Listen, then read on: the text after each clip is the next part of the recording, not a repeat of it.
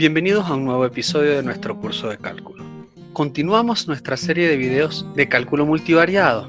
Hoy estudiaremos cómo se grafican vectores en RN. En nuestros videos empleamos subtítulos en castellano a fin de que el contenido didáctico sea amable hacia las personas con discapacidades auditivas.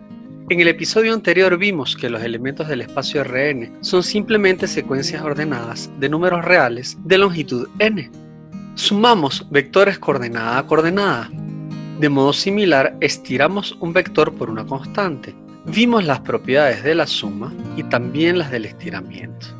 Estas operaciones, con sus propiedades, dan a Rn una estructura algebraica conocida. Decimos que Rn es un espacio vectorial. Hay otros ejemplos de estructuras algebraicas que no veremos en este curso, aunque es importante que usted sepa que existen. En resumen, cuando llamamos vectores a los elementos de Rn es porque estamos considerando su aspecto algebraico. El otro aspecto de los elementos de Rn es el que comenzaremos a tratar hoy. Rn también tiene una estructura geométrica, es decir, es un conjunto con unas medidas espaciales intrínsecas. El espacio Rn, por ejemplo, posee una distancia que le es inherente.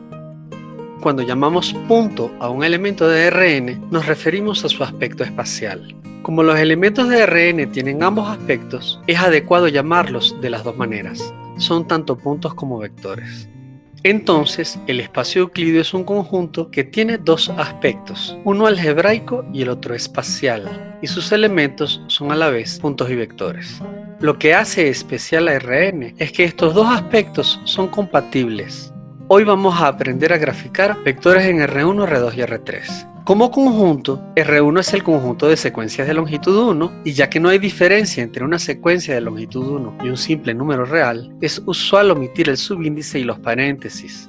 De este modo podemos identificar, entre comillas, al espacio R1 con el conjunto de los números reales, el cual tiene una representación gráfica conocida, la recta real. En este conjunto los puntos tienen la representación gráfica dada por el orden usual de los números reales. Esta identificación es espacialmente correcta. De esta manera consideramos a los elementos de R1 como puntos. Los vectores, sin embargo, tienen otros elementos. Un vector en R1 es una flecha que parte desde el punto 0 y termina en el punto cuyo valor da la coordenada del vector. Por ejemplo, el vector 1 comienza en 0 y termina en 1, y esta es su representación gráfica. De manera similar, dibujamos al vector 3 o al vector menos 5. Los vectores en R1 no solo tienen una longitud, también tienen un sentido dado por su flecha. El espacio euclídeo de dimensión 2 es el producto de R consigo mismo dos veces, esto es R por R. Como conjunto, se trata de los pares ordenados que se representan con el plano cartesiano. El vector nulo 0, 0 es el punto central que llamamos origen y la posición de los puntos está determinada por un par de ejes en posición ortogonal. Cualquier par ordenado puede ubicarse en el plano por medio de sus coordenadas. Cada par ordenado es el punto final de un vector que tiene esas mismas coordenadas. Y cada vector posee tres cualidades geométricas que se determinan con sus coordenadas. La más evidente de todas es su longitud o norma, que se puede calcular con el teorema de Pitágoras. La segunda es su dirección. Esta es determinada por el ángulo de rotación respecto del semieje horizontal positivo. La dirección puede medirse también respecto del eje vertical. Sin embargo, solo uno de los ángulos es suficiente para determinarla. De manera alternativa, la dirección se puede determinar con la recta que pasa por el origen y que cae sobre el vector correspondiente. La suma de vectores se grafica usando la regla del paralelogramo. Trazamos el segmento paralelo al vector X que pasa por el extremo del vector Y. Luego repetimos el proceso con el otro segmento de vector, o sea, trazamos el segmento paralelo al vector Y que pasa por el extremo del vector X. El vector cuyo extremo es el cruce de los dos segmentos es el vector suma.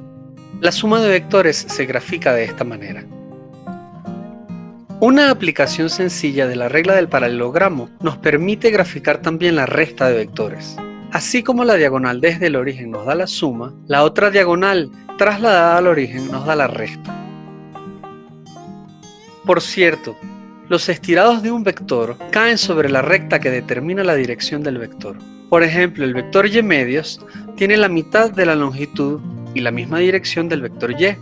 El opuesto de y o menos y tiene la misma dirección y longitud con el sentido contrario, es decir, la flecha apunta hacia el otro sentido. En general, todos los estirados de un vector pasan por el origen y caen sobre la recta determinada por ese vector. Para representar el espacio tridimensional sobre una superficie plana, como una hoja de papel o la pantalla de tu celular o tableta, usamos el principio de perspectiva. Establecemos un punto de fuga y una línea de horizonte. Todo lo que esté a la misma distancia de nosotros se representa gráficamente con rectas paralelas al horizonte. Y todo lo que se aleje de nosotros lo hace a través de alguno de los rayos que pasan por el punto de fuga. Las gráficas del espacio R3 se grafican teniendo en cuenta estos principios. Mantenemos la línea de horizonte y solo uno de los rayos hacia el punto de fuga. Dibujamos la vertical que pasa por el cenit y el nadir. Y ya no necesitamos marcar el punto de fuga, pues este es la intersección de los tres ejes. En el espacio tridimensional, estos corresponden al ancho, la altura y la profundidad. Vamos a escoger para cada eje un lado positivo y nos vamos a quedar con este semieje. A cada uno de ellos le asignaremos una coordenada de R3, digamos x1, x2 y x3. Este sistema se conoce como el diedro de Monge por Gaspard Monge, un matemático francés que inventó la geometría descriptiva. Cuando prescribimos un sistema como el que tenemos, lo que hacemos es escoger alguna de las 8 secciones en las cuales se puede dividir al espacio tridimensional con 3 planos ortogonales. Estas secciones se llaman octantes. Para representar un punto cualquiera en R3, usamos sus coordenadas y una escala de medida. Marcamos las coordenadas del punto en los semiejes. Y con segmentos paralelos a los ejes, terminamos de completar una cajita tridimensional. El vector correspondiente sale del origen y termina en la esquina opuesta de la caja. Para un punto abstracto, las medidas de las proyecciones ortogonales son precisamente las coordenadas algebraicas. Esta es la notación algebraica usual. En los libros de cálculo la escritura varía ligeramente.